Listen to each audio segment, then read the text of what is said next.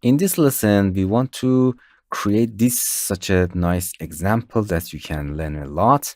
It's a simple and brief, but you can learn a lot. As you can see, we have a colonel number 1 and colonel number 2. We use a bridge inheritance and a matrix and the option called morph motion object. And as you can see, the playing are throwing and inheriting from colonel number 1 to the colonel number 2, and you can create such this interesting effect. Nice. Let's talk about how we can do that. Okay, let's do it. First, we create a plane effector and change its size to make a play card. And we're holding Alt and click and clone it. In the cloner, we need a linear. In a linear, make it, let's just position smaller. And per step now, endpoint, we want to fill these gaps with a play card. For example, 13, any number that you want. That's nice. And we want to create, for example, a spline. It's arc. Change its plane. It's 180 to the one arc. Go into the rotation and rotate it 190 degree and make it bigger. We want to throw this planing card exactly on this path, or any path that you want. You can create it. So we need a cloner. We have first cloner, and we want to inherit the position of the first cloner to second cloner. So we have to turn this spline to the cloner. So for the second cloner, we need to empty cloner. Just we want to inherit the position of the first cloner. So here is the matrix comes. The matrix, as I said before, it's exactly like the cloner, but as you can see, this is just empty point. These are empty point. So we can exactly select the object and introduce the arc as an object. As you can see, the points of the matrix are distributed on this spline.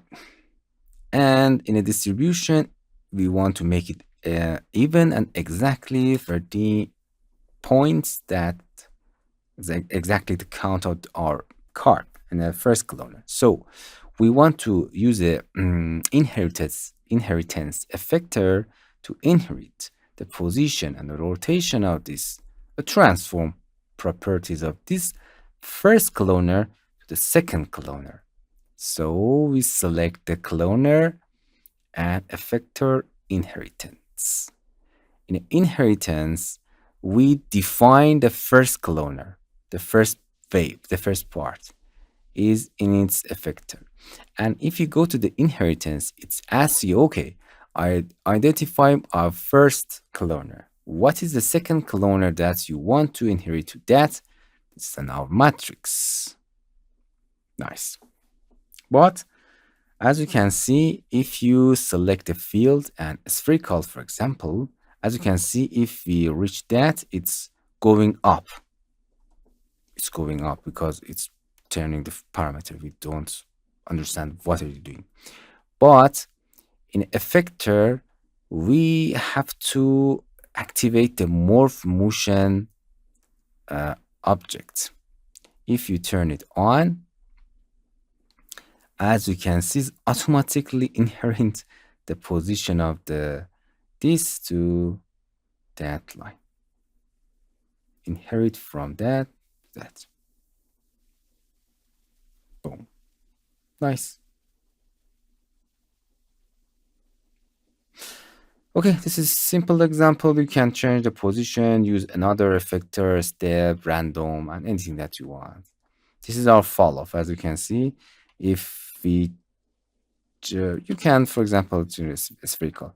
If our fall-off reach that plane, inheritance effect will be activated, and it throw the objects of the cloner number 1 to this matrix cloner number 2, that the bridge between them is inheritance. That we can control the inheritance strengths with spherical fields.